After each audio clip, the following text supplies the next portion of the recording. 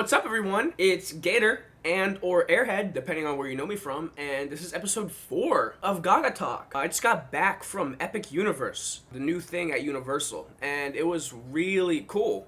I'll get that out of the way. It was so cool. I think that might have been the best amusement park I've ever been to. Just aesthetic-wise, not like experience-wise. Cause I'm gonna get to the experience. The lines at that park had lines, bro. The lines had lines. I was standing in line to go to a restaurant. Every restaurant had a line. That's nuts. It was just this random Tuesday I went to the park. Just a random Tuesday. It was summer, so that makes sense. Obviously, there's gonna be people off doing summer break stuff, but it was just a random Tuesday. So, I felt like it shouldn't be that packed. It was that packed. There was the Harry Potter place, the newer Harry Potter place, and there was this ride, and it was like, I think it was Dolores Umbridge, like her trial, and like she escapes, and that was the ride. I forgot what it was called because I was just so out of it. It started raining. It's Florida. It happens. It started raining, and that was one of the few rides that were actually inside. So everyone flocked to that ride. But we got there early, so, it made sense. Holy crap. I stood in that line for 3.5 hours. That's like 15% of my day, I think. Maybe less. Wait, no, that makes sense, I think. 15% of my day was spent in that line. Oh my gosh. When I tell you, I was in that line, and there was a portion where it hooks around to the left, and you go outside, and it's like this maze, and I was like, oh, we get to the end of that line, and I'm like, oh, we're almost done. The lady is like, all right, come through here. And you walk through, like, the fireplace thing that they use to, like, teleport. And then you enter a significantly bigger room, and it's just more line. It was just more line. And then you get to the end of that room, and guess what? It's more line. They had me doing some bullshit.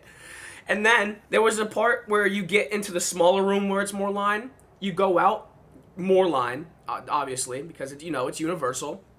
And there's a part where you go up a staircase. And you're like, okay, it has the flat out here. You get to the top of the staircase. 5 feet after the staircase ended, it starts another one going down.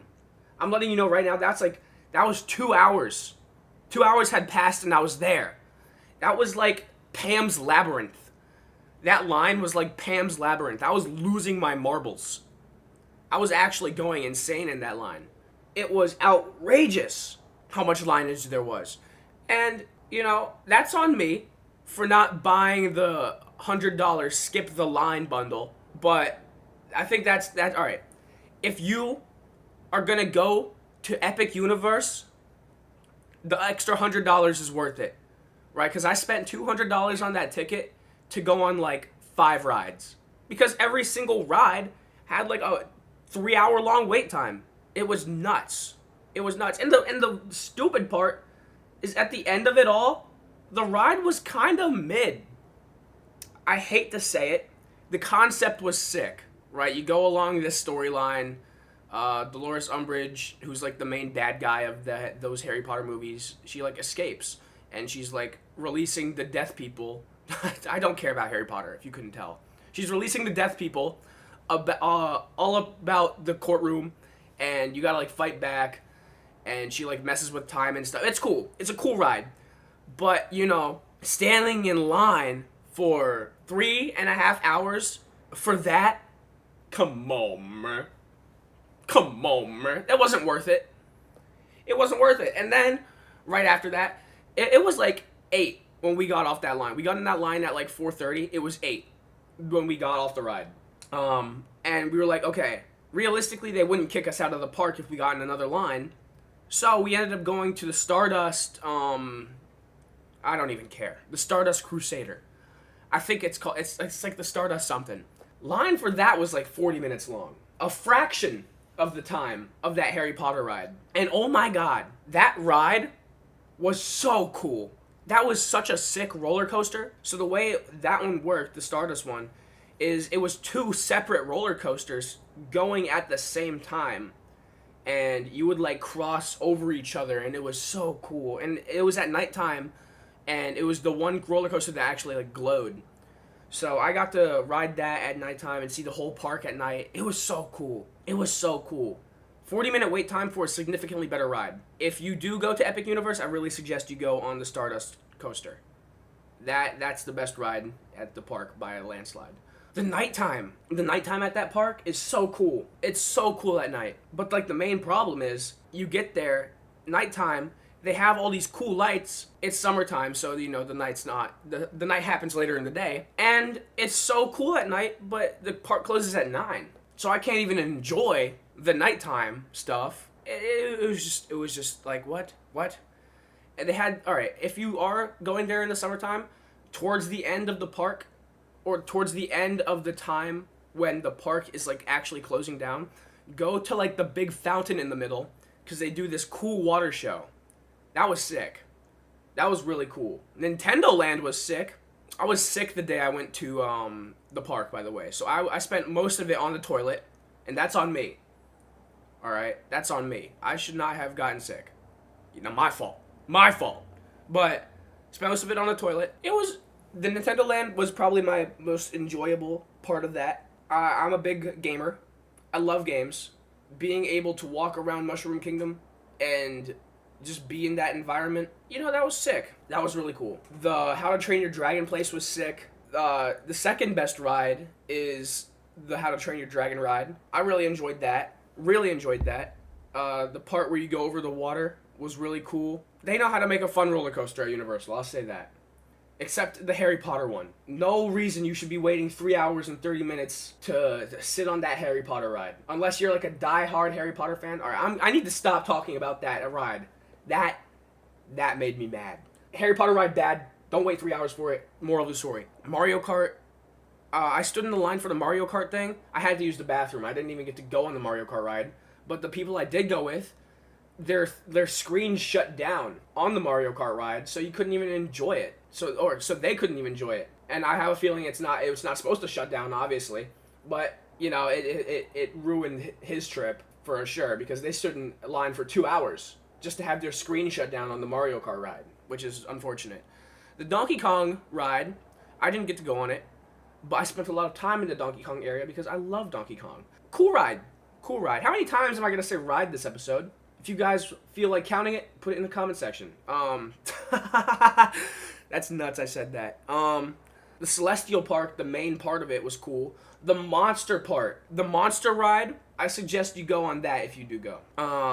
The way it's set up is it's constantly filtering in people, so the line is constantly moving, right? And it was a fun ride. It was a fun little thing. I think it's like called a dark ride, like the Pokemon. No, dark ride, where it's like not a roller coaster, but it's like you're sitting on a thing and it's like spinning you around. I really enjoyed it. It followed the storyline of like Frankenstein fighting Dracula. That was sick. Unironically, the big carousel in the middle of the park was more enjoyable than most of the park. I enjoyed sitting on that carousel. It was like a 20-minute wait, and you know the carousel's just spinning around. It was chill. I felt childlike. The food, I'll say this. I went to that park thinking that I was gonna be dropping minimum $40 on a meal. Nah, it was like $18 for a relatively large meal and a drink. The drinks were outrageous. $6 for a bottle of water. You're tweaking. But, you know, the food was actually good. I went to this random little stand towards the Burke part, and it was like taco, whatever. It was like hot dogs on a stick, chopped up, and it was wrapped in like a rice roll that was fried.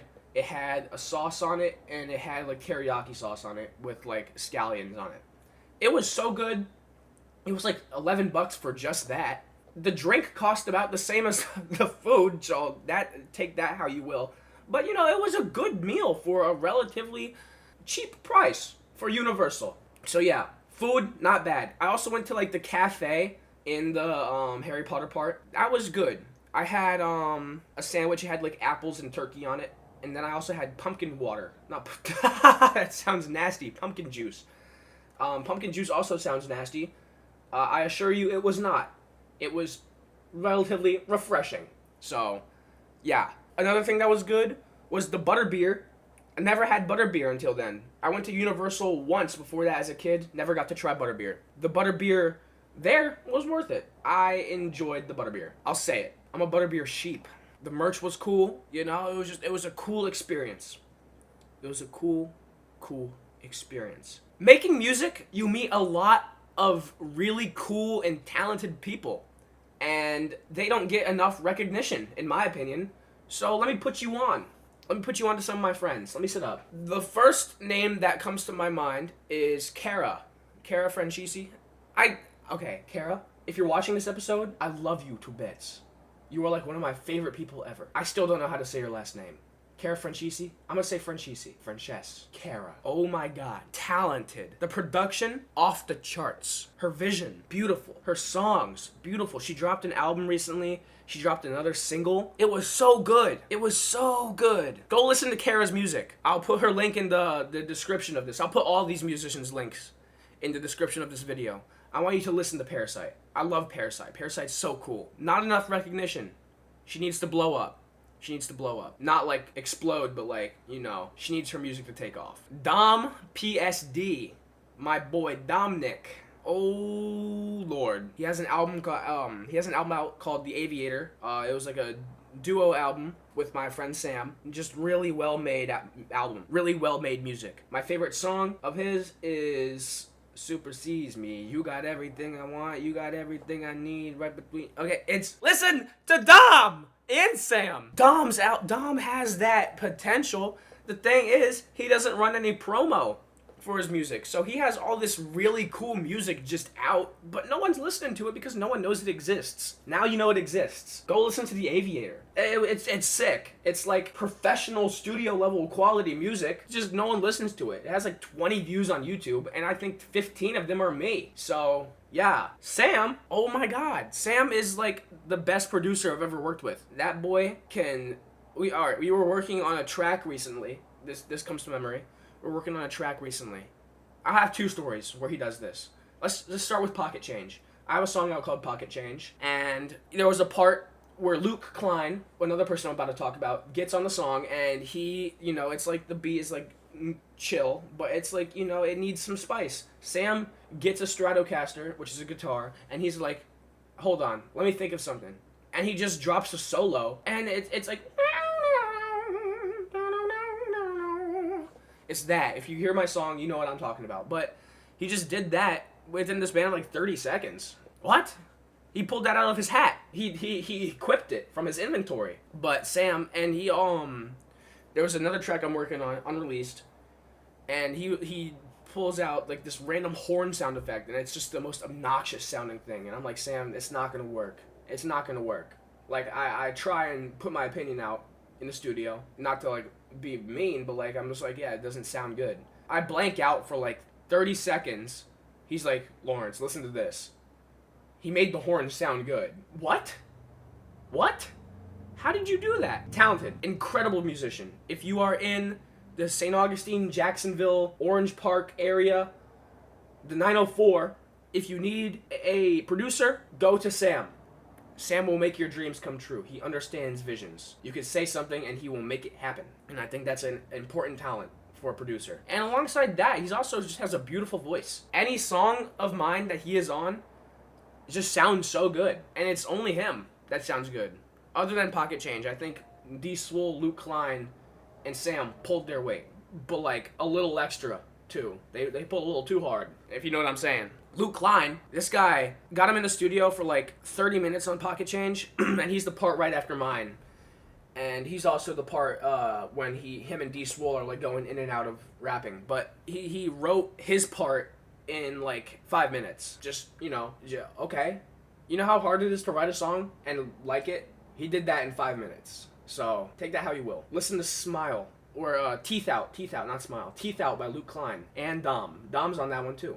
Listen to it. Really good song. D. Swole. That guy's next up. That guy makes music for the masses. Listen to some D. Swole. My friend Sam, who I was just talking about, sent me a video of D Swole singing on a country song, and I've in the past I've only viewed D Swole as a rapper because I've only heard him rap, and he's singing a cover of a country song, and it's like he has the voice of an angel, and it came out of nowhere. That was crazy. That was crazy. My favorite D Swole song hasn't even been released yet, so I can't even talk about it. But he has a song with Sam, and that it's nuts. So stay tuned for that. Go listen to D Swole's music. Go listen to all of their music. Yeah, I can't think of anyone else right now. Losing a pet and the pain of it is unimaginable. I had a bird. Her name was Dog. And when I lived in Virginia and went to high school there, I never missed a day of school. Never missed a day of school. My bird died, and I missed school that day. That was my best friend. And the people who are like, oh, it's just a bird. I understand where that comes from, but losing that thing that you were taking care of and spending so much of your time with, and having her not be there anymore was just so painful. And it sucked. It's like I watched my best friend die in front of me. I woke up and she was dead at the bottom of her cage. That messed me up. That low-key messed me up, because that bird meant more to me than the world. It meant more to me than a lot of people. I love Dog. Rest in peace, Dog. But, like, losing a pet sucks. I don't even know how to end this, but rest in peace, Dog. It happened 5 years ago now. I hope she's doing good wherever she is. Bleach needs more fans. Bleach needs more fans. It's in the big three. Bleach is in the big three. And weirdly enough, I think it's the least popular of the big three. I think Bleach is better than Naruto. Not a hot take. Anyone who's seen Bleach would say that. Bleach has some of the coolest moments ever. And it happens like once every 3 episodes. Hype moments and aura to the walls, to the wazoo. I've been watching 1,000 Year Blood War. Animation's kicking butt. That was a good contender for Anime of the Year. Or no, Best Ongoing Series. I think that's what it is. 1,000 Year Blood War had the potential to do that. So, yeah, Bleach needs more fans. Go watch Bleach. If you're a big fan of anime and you've never seen Bleach and you've just been sleeping on Bleach, I think now's the time, personally. This is going to be a long episode. I really hope y'all enjoyed it. Love y'all. Subscribe, follow, listen to my album, listen to all those artists I talk about. Yeah, that's it for today. Y'all have a good one.